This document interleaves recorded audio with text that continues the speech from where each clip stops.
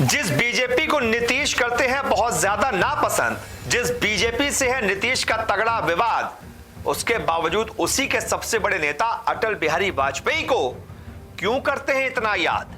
यह बहुत बड़ा सवाल है।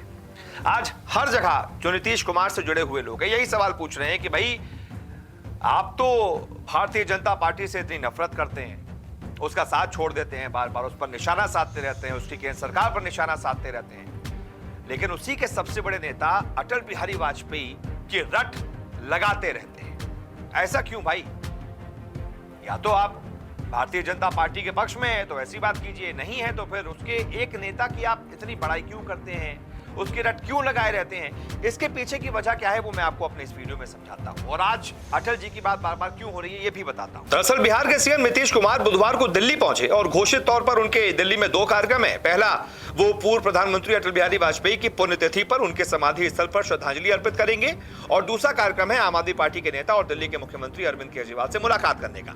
अब चूंकि नीतीश ने विपक्षी एकजुटता की बुनियाद रखी है और इसीलिए केजरीवाल से उनकी मुलाकात स्वाभाविक है, लेकिन अटल जी की समाधि पर जाकर उनका श्रद्धांजलि अर्पित करना कई रहस्यों को जन्म देता है, खासकर तब जब अटल बिहारी वाजपेयी की पार्टी बीजेपी के नीतीश अब कट्टर विरोधी हो गए। दरअसल नीतीश कुमार के एक तरीके से दिलो दिमाग पर अटल बिहारी वाजपेयी की स्मृतियां, उनकी यादें या खुद उनकी शख्सियत, अटल जी की शख्सियत इस कदर हावी है कि शायद ही किसी मौके पर नीतीश कुमार अटल जी को भूलते हो। बार बार उनके मुंह से अटल जी का नाम निकलता है। अगर सच कहें तो भाजपा के लोग अटल जी को जितना याद नहीं करते उससे ज्यादा नीतीश कुमार करते हैं। बीजेपी से अलग होकर 2022 में नीतीश ने जब महागठबंधन के साथ बिहार में सरकार बनाई थी तब भी विश्वास मत पर जवाब देते हुए उन्होंने अटल जी को ही याद किया था। उन्होंने नाम तो नहीं लिया, लेकिन उनके निशाने पर पीएम मोदी थे। उन्होंने बीजेपी के साथ अपने संबंधों को याद करते हुए अपने संबोधन में अटल बिहारी वाजपेयी के लिए श्रद्धेय शब्द का इस्तेमाल किया था। अटल आडवाणी के जमाने की बीजेपी और मोदी शाह के समय की बीजेपी का फर्क समझाया था। कहा था कि मौजूदा सरकार काम कम करती है, ढिंडोरा ज्यादा पीटती है।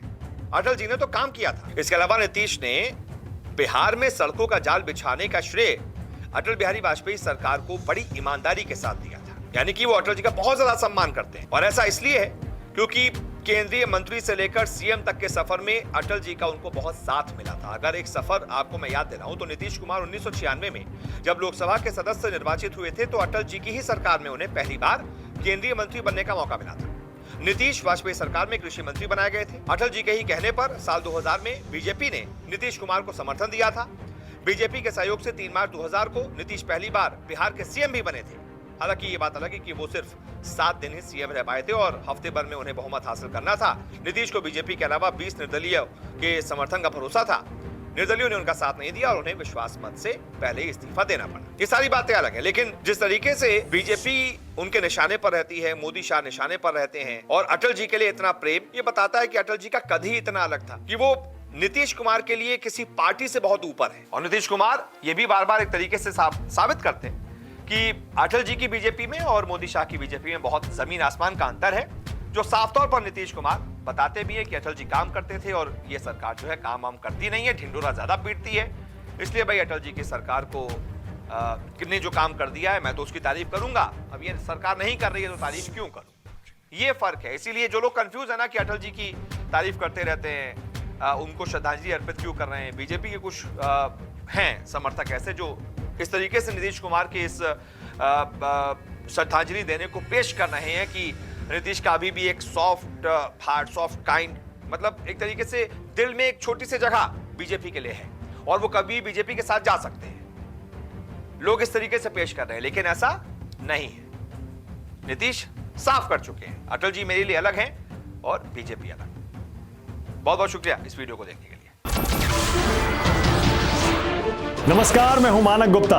अगर आपको हमारा ये वीडियो पसंद आया हो तो इसे लाइक और शेयर जरूर करें, और हां, हमें सब्सक्राइब और फॉलो करना ना भूलें ताकि आप देश और दुनिया की कोई खबर मिस ना करें। तो जुड़े रहिए हमारे साथ और देखते रहिए News 24।